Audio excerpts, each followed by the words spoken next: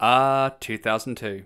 Vauxhall unveils a new generation of Vectra, a car so monumentally dull, this was its closing argument. How many new cars you ever bought where the indicators get louder the faster you go? So on a noisy motorway, you don't forget to turn them off. The Lord of the Rings, The Two Towers grosses a staggering $936,689,735. And I got my first car. Sadly, it was a short-lived ownership, but more on that later. If we look at the top-selling cars in the UK during 2002 and 3, you can see 5 of the top 10 being B-segment cars, or to put it another way, super minis.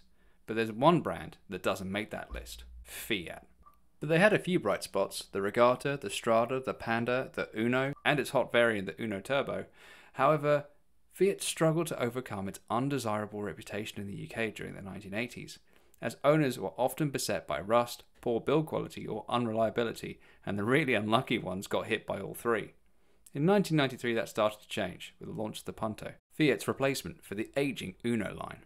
By the time I was learning to drive, the Punto Mark I was getting on a bit, but Fiat released the Mark II, and this was no facelift. It updated the bodywork, the chassis, the interior, improving passenger comfort, reliability and safety. Mechanically, it added all new torsion beam rear suspension and a range of efficient yet punchy engines, ranging from the entry-level 1.28 valve with 60 horsepower, a 1.2 16 valve with 80 horsepower, a 1.9 diesel with up to 99 horsepower in turbocharged form, all the way up to the HGT, which borrowed the 1.8 16 valve engine from the left-hand drive only Fiat Barchetta. It also brought in innovations like electronic power steering and the introduction of City Mode, which, when activated, would increase the assistance given to the steering wheel and so make it easier to park in tight spaces. It also had the benefit of improving efficiency. By removing the power steering pump and the load it would put on the engine, it actually reduced fuel consumption. I was lucky enough to have a 2000 reg 5-door 1.2 ELX as my first car, and I loved it.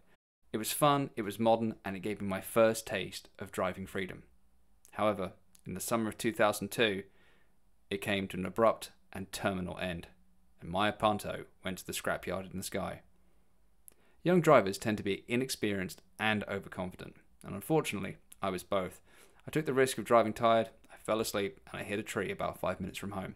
I woke up about 3 seconds before impact. The car hit the tree, flipped, and skidded down the road. It's a strange feeling climbing out of the window of your car. Even in my shocked state, I could see that the car was a write-off. But if there's one upside, it's that I was the only person involved. Mere months after passing my test, I became yet another teenage accident statistic. But there's no doubt in my mind that the modern construction of the Punto Mark II saved my life. The impact was hard, and it took me quite a few years to recover the confidence to drive at night. But the Punto always had a special place in my heart. After all, it saved my life.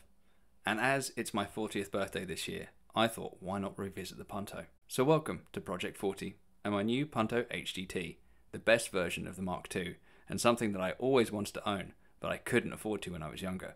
It needs a little bit of work, but I've got some fun things planned for this year.